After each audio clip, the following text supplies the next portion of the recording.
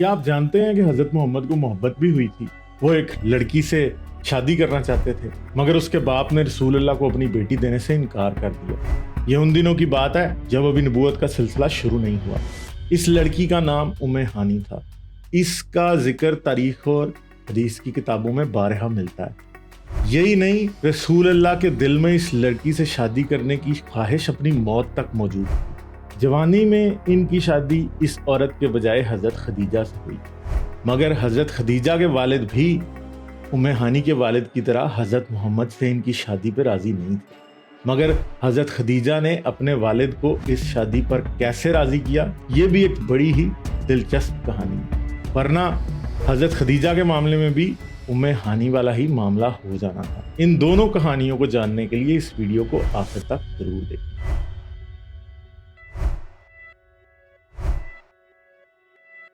میں نے اس سے پہلے بھی اپنی ایک ویڈیو میں بتایا تھا کہ مسلمانوں کی تاریخ یا ہسٹری کا میجر پورشن ہمیں انہی کتابوں سے ملتا ہے جو مسلمانوں نے خود لکھی ہیں۔ اس دور میں مسلمانوں نے ہر وہ ریکارڈ جس میں اسلام کے خلاف کوئی بات لکھی ہوئی تھی اس کو ڈسٹروائے کر دیا۔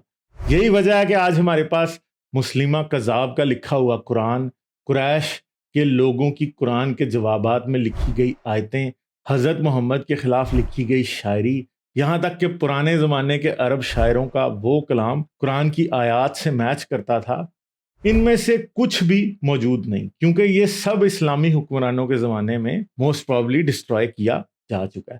اتنی زیادہ سینسرڈ ہسٹری کے باوجود خود مسلمانوں کی کتابوں میں کچھ ایسی باتیں پڑھنے کو ملتی ہیں جو شاید اس وقت کے لوگوں کے خیال میں زیادہ ہارمفل نہیں تھی، یا پھر اتنی فیمس ہو چکی تھی کہ ان کو مکمل طور پہ ختم کرنا امپاسبل تھا۔ جوان ہوتے ہی حضرت محمد نے اپنے لیے جیون ساتھی کی تلاش شروع کر دی، لیکن آپ کے مالی حالات کی وجہ سے یہ کوششیں بہت سالوں تک کامیاب نہیں ہو پائیں۔ اس سلسلے میں سب سے مشہور واقعہ ام ہانی کے بارے میں۔ جی ہاں، یہ وہی ام ہانی ہے جنہیں فاختہ، ہند اور عاتکہ کے نام سے یاد کیا جاتا ہے۔ حضرت محمد کی خدیجہ سے شادی کی ڈیٹیل سے پہلے میں آپ کو ام ہانی کے بارے میں کچھ ڈیٹیلز بتا دوں۔ حضرت محمد کے والدین کے انتقال کے بعد حضرت محمد کی پرورش کا ذمہ پہلے ان کے دادا عبد المطلب نے اور پھر 8 سال کی عمر میں ان کے چچا ابو طالب نے لے لیا تھا۔ طبقات ابن سعد، سیرت حلبیہ اور ابن ہشام کے مطابق ابو طالب نے حضرت محمد کو اپنے گھر میں رکھا ہوا تھا اور بالکل انہیں سگے بیٹے کی طرح سمجھتے تھے، لیکن رسول اللہ شاید انہیں سگے باپ کی طرح نہیں سمجھتے تھے، جس کا اظہار اس بات سے ہوا کہ 22 یا 23 سال کی عمر میں حضرت محمد نے ابو طالب سے ان کی بیٹی اور اپنی کزن ام ہانی کا رشتہ مانگ لیا، جس کے ساتھ وہ اسی گھر میں پچھلے 14-15 سال سے اکٹھے رہ رہے تھے۔ لیکن حضرت محمد کی یتیمی اور غربت اس رشتے کے رستے میں ایک رکاوٹ بن گئی، اور ابو طالب نے بیٹی کا اچھا مستقبل دیکھتے ہوئے اس کا رشتہ حبیرہ بن ابی وہب مخزومی سے کر دیا۔ ام ہانی سے شادی کے انکار کے باوجود حضور کے میل جول میں کوئی فرق نہیں آیا۔ آپ اکثر ام ہانی سے ملاقات کے لیے ان کے گھر چلے جایا کرتے تھے۔ ایک رات جب حضور اچانک کہیں چلے گئے، رات کو آپ کے ساتھی پریشانی میں تھے کہ کہیں قریش نے آپ کو کوئی نقصان تو نہیں پہنچا دیا، لیکن صبح ہونے پہ پتہ چلا کہ آپ حضرت ام ہانی کے گھر سو رہے تھے اور وہیں سے اللہ انہیں معراج پہ لے گیا تھا۔ ام ہانی کو بھی حضرت محمد سے بہت عقیدت تھی، شاید وہ بھی آپ سے محبت کرتی ہوں۔ جب آپ فتح مکہ کے دن ان کے مکان پر تشریف لائے، اس دن ام ہانی کا روزہ تھا۔ حضرت محمد نے ایک شربت پیا، اس کے بعد بچا ہوا شربت انہوں نے ام ہانی کو دے دیا۔ وہ حضرت محمد کا جھوٹا واپس نہیں کرنا چاہتی تھی، اس لیے انہوں نے روزہ توڑ کے وہ شربت پی لیا۔ مسند احمد کی حدیث نمبر 6862 کے مطابق فتح مکہ کے وقت جب ام ہانی کی عمر 54 سال اور حضرت محمد کی عمر 60 سال ہو چکی تھی، ایک بار پھر حضرت محمد نے ام ہانی کو رشتے کا پیغام بھیجا، مگر ام ہانی نے اپنی عمر زیادہ ہونے کی وجہ سے اس پیغام کو ریفیوز کر دیا۔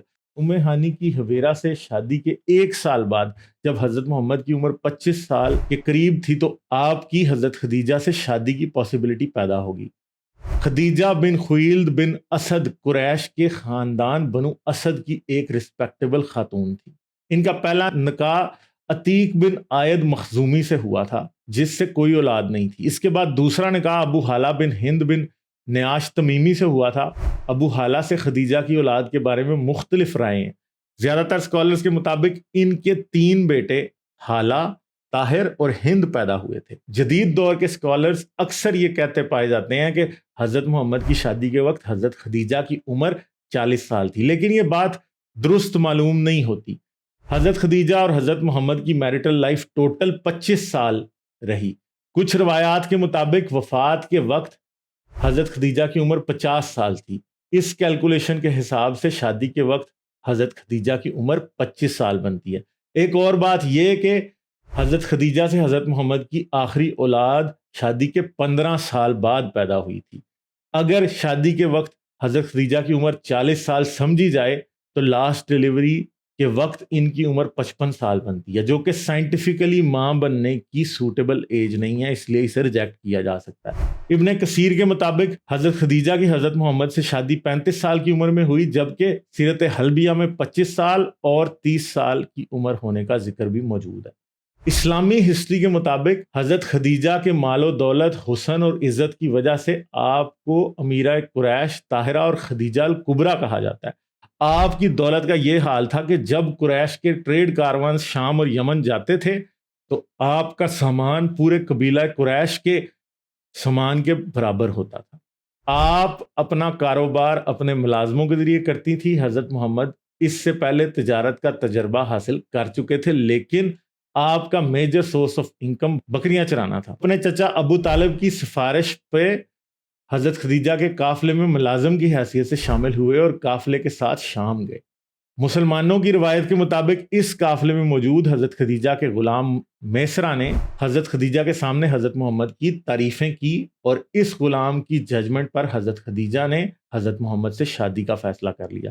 حضرت خدیجہ کی طرف سے نفیسہ بنت امیہ حضرت محمد کے پاس آئی اور کہا کہ آپ شادی کیوں نہیں کر لیتے۔ حضرت محمد جو ام ہانی کے رشتے سے انکار کی وجہ سے کافی ڈس ہارٹن تھے، انہوں نے کہا میں غریب اور خالی ہاتھ ہوں، کس طرح شادی کر سکتا ہوں۔ اس پہ نفیسہ نے کہا کہ اگر کوئی ایسی عورت آپ سے شادی کرنے کو تیار ہو جو خوبصورت اور شریف ہونے کے علاوہ دولت مند بھی ہو اور آپ کی ضروریات کو سپانسر کرنے پر بھی تیار ہو تو آپ اس سے شادی کرنا پسند کریں گے۔ حضرت محمد نے حیران ہو کے پوچھا کہ ایسی عورت کون ہو سکتی ہے۔ جب نفیسہ نے خدیجہ بنت خویلد کا نام لیا تو حضرت محمد نے فوراً ہی رضامندی ظاہر کر دی، جس پہ نفیسہ نے کہا کہ کل صبح خدیجہ کی طرف آ جانا۔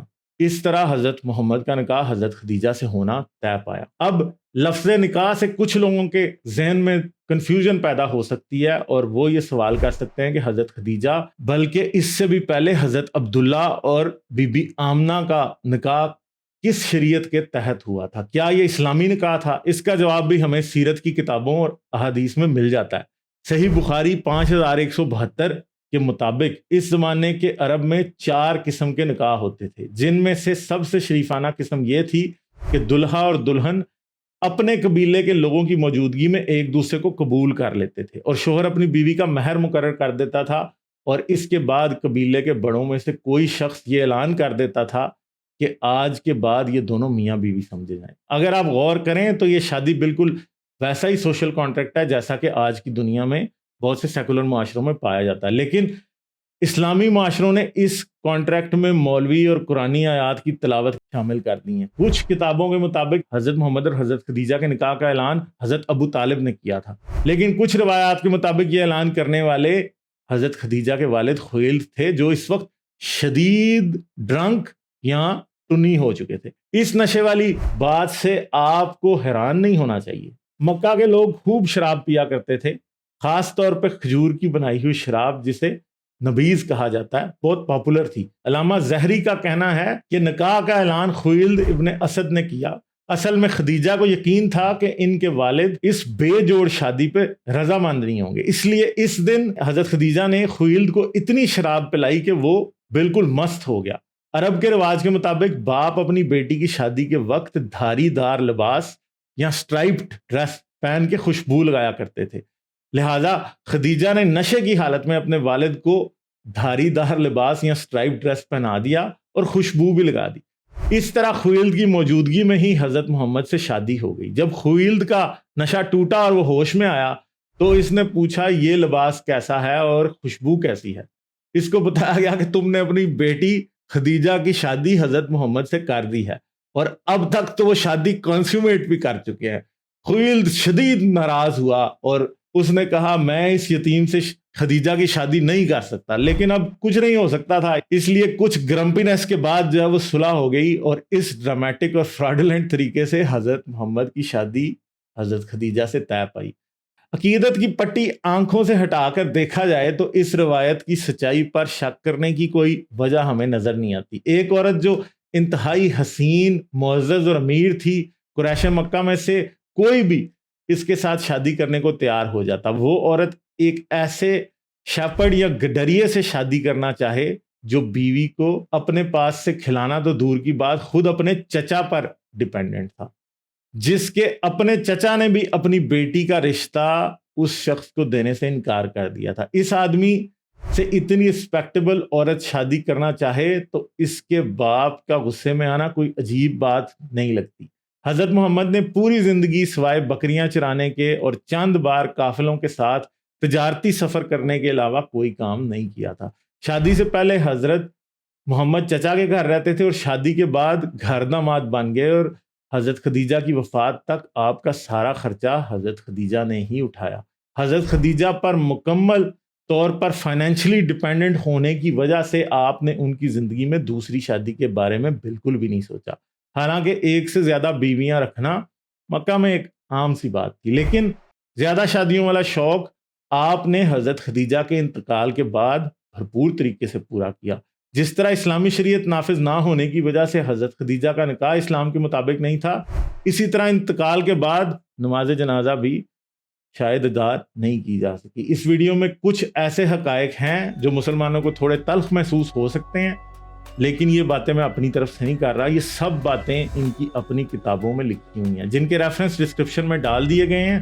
اس ویڈیو کو لائک اور شیئر کرنا نہ بھولیں. چینل کو سبسکرائب کر کے بیل آئیکن پہ لازمی کلک کریں تاکہ آنے والی ویڈیوز کی نوٹیفیکیشنز آپ کو ملتے رہیں. آپ پیٹریون پر بھی اس چینل کو سپورٹ کر سکتے ہیں. پیٹریون کا لنک اس ویڈیو کی ڈسکرپشن میں موجود ہے. سلیوری ان اسلام کی ایپیسوڈ لونڈی خریدنے کا طریقہ کیا ہے دیکھنے کے لیے یہاں کلک کریں. شیطانی آیات کی کہانی جاننے کے لیے یہاں کلک کریں. پیٹریون پہ سپورٹ کرنے کے لیے یہاں کلک کریں. اپنا بہت سا خیال رکھیے گا. میں آپ سے ملوں گا اگلی ویڈیو میں.